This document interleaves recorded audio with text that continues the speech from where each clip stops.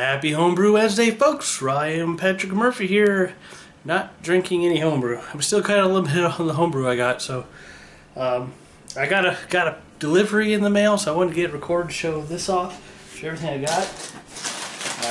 It's stuff I ordered. This whole room right now is full of cardboard, from kegerator to kegerator parts. Look at this. I gotta throw these out. It's not like I'm gonna be able to send them anywhere. So let's see what I got here, okay? A lot of brown paper. A trusty Northern Brewer catalog.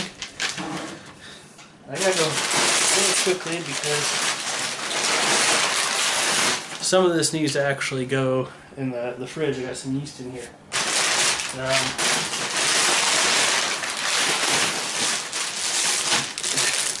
First, we got the gas connector kit for ball locks. So this replaces the ball lock fittings that I got with that adapter kit from Adventures in Homebrewing. Sorry, Adventures in Homebrewing, I'm talking shit about your product there, but I was not pressed. So the disconnect and that hose clamp's kind of cheap. Mostly, I'm more upset about the lack of a hose clamp. There should be a second one in there. And the disconnect is kind of cheap. I had trouble getting that on my kegs. But so this gets a whole line, and it has a screw on the end already with the disconnect. Perfect. I got 2 of those. So now I'll have those cheaper disconnects as backups, I guess.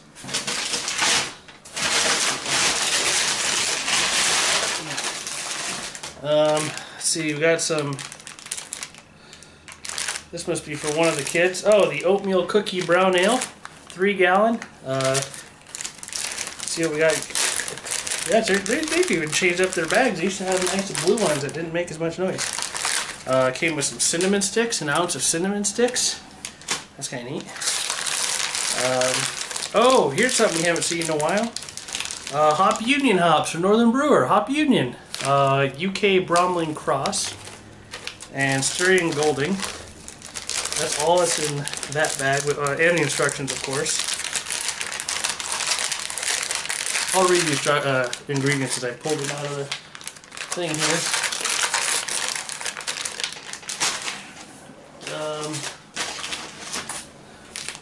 Got 2 things of corn sugar for both those kits. I actually got 3 kits, but one was one I put together myself.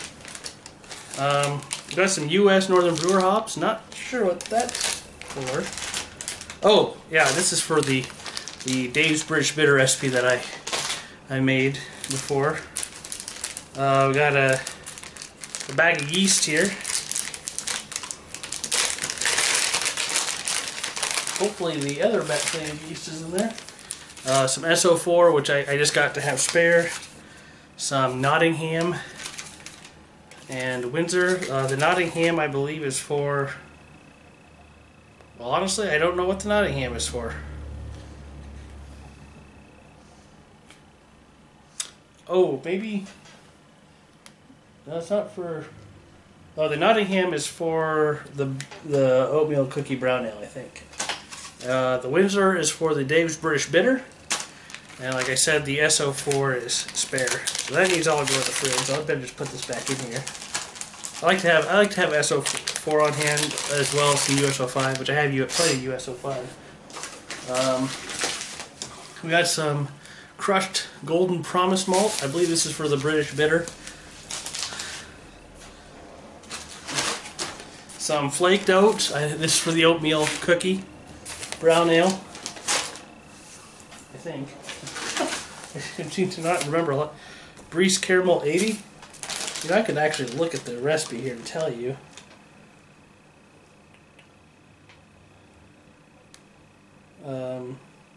This must be the Caramel 80 is for my British ale, or British Bitter.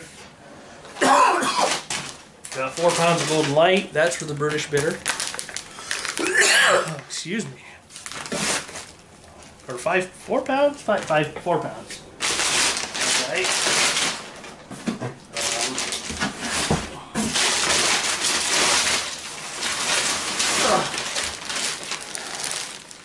And a big thing of grains. We got 1/3 pound of Fawcett Pale Chocolate, 1/2 pound of English Brown Malt, 1 pound of Belgian Munich, 5.5 pounds of Fawcett Optic Malt, and 1 pound of Belgian Special B. And I tell you what, you can smell those grains. Ooh, baby. So I'm gonna put that back in the box. I'm starting to get a little nervous here. I'm not seeing the other thing of yeast. All right, I've got this Surly Bender kit here, and it has, we got some Glacier, 1, 2, 3, 4, 5, 6 ounces of Glacier hops. This is the Surly Bitter brewer grains. This is a partial mash. Got a whole bunch of grains for that. 3 pounds of dry malt extract. So what do we got for the grains here? 1 pound of Fawcett Optic, 1 pound of Canada Malting, 0.75 pounds Simpson's Golden Naked, 0.38 pounds of English Medium Crystal, and 0.05 pounds of English Roasted Barley. So that should be pretty good. And this one uses, this one I can't brew because it does not appear that they sent me yeast for it. So that's frustrating because that's the most expensive yeast that I ordered. So I'm going to have to look into that. I'm kind of surprised I didn't see it in, maybe I, and that would have been British Ale 2 yeast from Y Yeast 1335. So maybe I'm missing something here. Oh, here it is. There we go. This needs to be refrigerated as soon as possible. It is in here. Ooh, I'm glad I pulled that paper out. It was pushed up right against the side, so it was almost invisible to me. So they didn't put an ice pack in here. Figured it was winter, but it got warm today, so still a little cool. I can kind of feel a little cool. So I need to go put this in the fridge. I'll probably make a starter just because it did sit out a little bit, but it is not long enough to where I really need to worry. But it won't be the next beer that I make because I want to make that oatmeal cookie brown ale. I think that'd be a pretty good one to have. I'll probably just put that in a 5-gallon carboy, call it good. And last but not least is the Governor. Some of you already know I got a single version of this, and I have the tap right regulator that came with my kegerator, which with everything that gave me with the kegerator, I have to use a T-splitter for the 2 kegs that would be in there. I don't like, it's kind of a mess in there of hose. So I got this new regulator, and with those new gas connection kits, I can just, oh man, this is pretty. Look at how pretty that is, huh? So I can just pop this on, screw these in, I'll know how much gas is left in the tank, and I should be good to go down on that. So this will be handy tomorrow when I want to, well, there's some paint or schmutz or something on here. Oh, it'll scrape off. Must be some glue from something. But actually, I'm not sure what is it. Oh, there's a film on there that can come off. So there we go. That's pretty neat, huh? So I can have I can be carbonating on. I like to naturally carb, but sometimes, you're in a hurry. You just need to carb the beer. I probably won't be using it to be shaking it all around the place. I could always hook up the other regulator if I'm going to be doing that. But, if I'm going to force carb over a few days, this will be perfect, and I can still serve my other beer. With the current setup, can't do that. So without shutting gas off to one of the beers, and I don't want to do that. I want to make sure I keep serving myself. I'm not, over pressurizing the serving temperature or anything. So should work pretty well.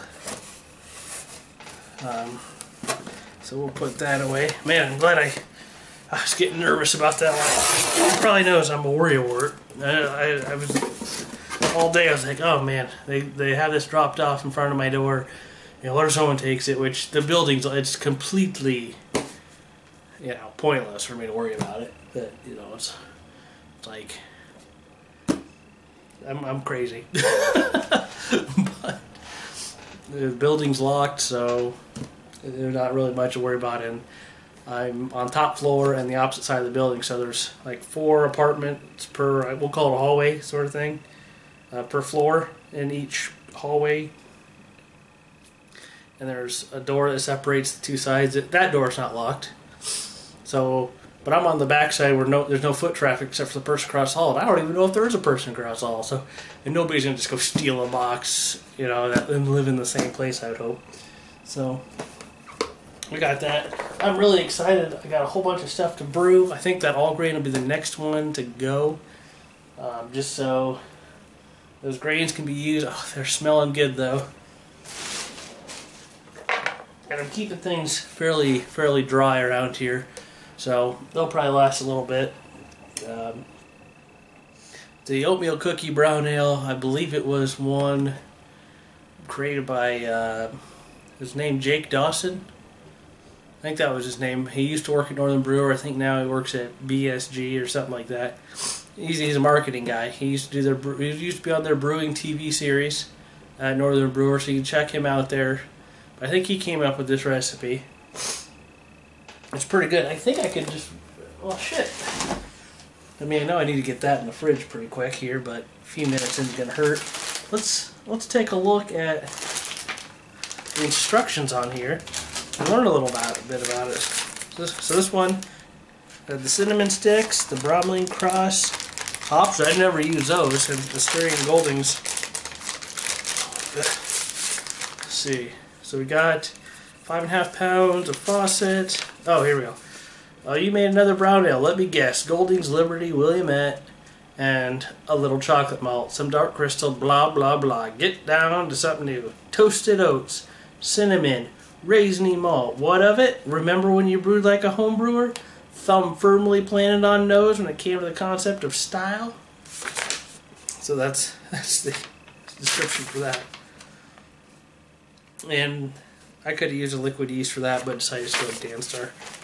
I didn't need to increase the price that much, so I got this one of those, you spend so much you get $50 off deal, so that's why I got all this stuff. Yeah, I'm excited to be able to just, I'm a little sad that I didn't go to the local brew shop, which is like 40 minutes away.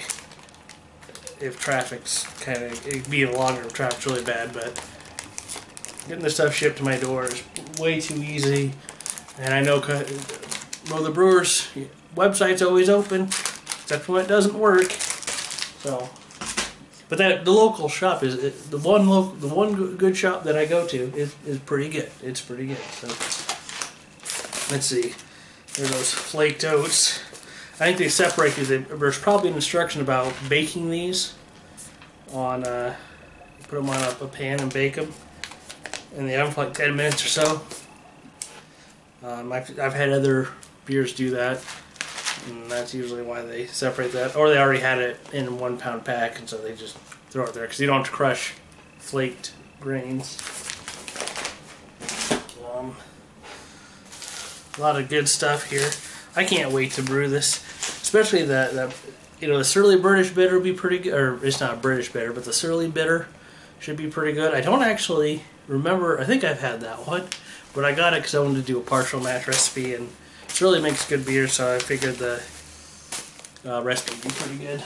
But the British bitter, the Dave's British bitter, you can find it on my website at powerhourbrewcrew.com. That's made by a fellow in the town I used to live in, of Cedar Falls, the local Brewers Club, which I was never a member of. But he's like in charge of it, I think. He came up with this recipe. It's about a 3 to 4% beer. It's not, you might call it water, but oh man, it is a good, simple beer.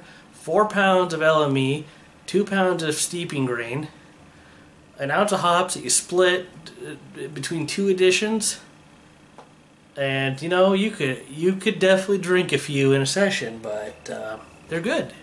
That's the fastest keg I ever burned through. It was the second time I brewed it. The first time I didn't have a keg to put it in, But the second time I did, and it was New Year's, I want to say the week of New Year's 2014.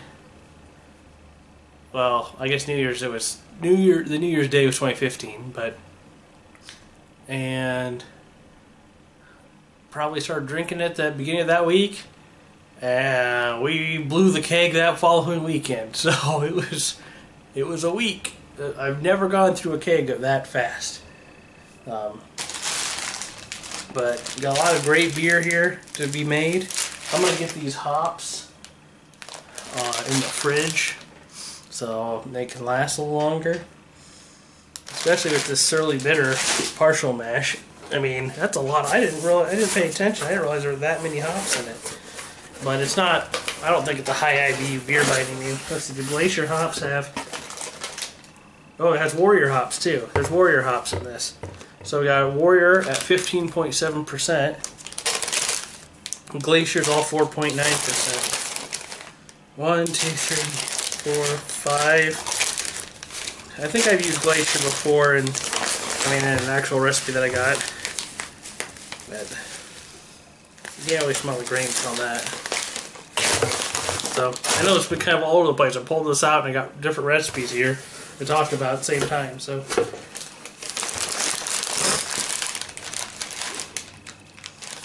and you get this all put away, and should be pretty good brewing. So hey guys, Ryan here. Just thought I'd add a little something here.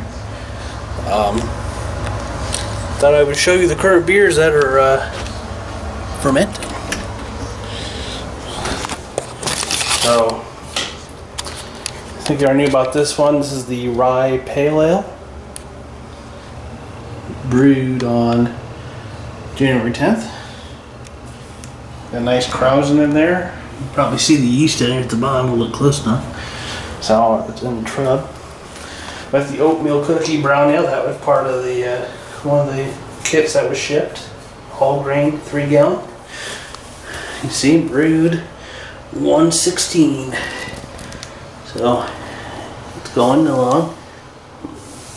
Then we got this guy. This is the Surly Bitter. There were some issues with the yeast. It was probably used 1335. It didn't quite want to inflate, so it didn't inflate at all. Thought, what the heck, it's still young yeast, maybe it's just not going to inflate, so pitched it anyway with the backup plan. If nothing really happened the next day or two, then I was going to pitch another yeast. But it looks like its krause is starting to grow there a little bit. And you can see some of those bubbles starting to, that's even more than what it was 2-3 hours ago. So I'm gonna just let it go. I think tomorrow we'll see how it's going. If it doesn't work, I'll probably put in SO4 or even USO5. I may want to do USO5 so I don't get as much of the fruity character from the SO4, and this SO5 may make it a little dry. I don't know. So just want to show you some of the status on things. So the pipeline is full. We're going. Yeah, I mean I can't tap the pipeline yet. I still got to do dry hop that Rye Pale Ale and dry hop the Surly Bitter. That one uses 2.5 ounces of Glacier, I believe, will be dry hopped. So pretty cool. I just have one kit. Well, it's not really a kit, but one rep beer to make. But I'm not going to do that probably for a week or two. You know, let these beers get into kegs and get drinking them before I brew another one. But that's the Dave's British Bitter. All right, cheers. Okay, so I'm not just done yet. This is actually, light's terrible here. 24 hours since just that update right there. So you saw how that yeast on that bitter did not appear to be very active. So let's take a look.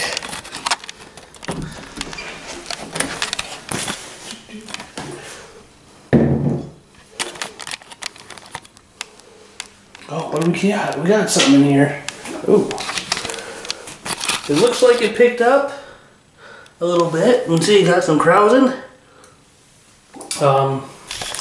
I did not pitch any more yeast. yesterday, which was 24 hours after, we started getting some bubbles, little small bubbles, slowly started taking over the top of the wort. And then this morning there was about that much crowding, and now we're up to here, which is 48 hours after the brew was done, roughly. So looks like we're good to go. Also, I felt kind of bad because I didn't drink a beer in this Homebrew Wednesday. Not homebrew though, sorry. This is Zipline Copper Alt. It's pretty good. Cheers.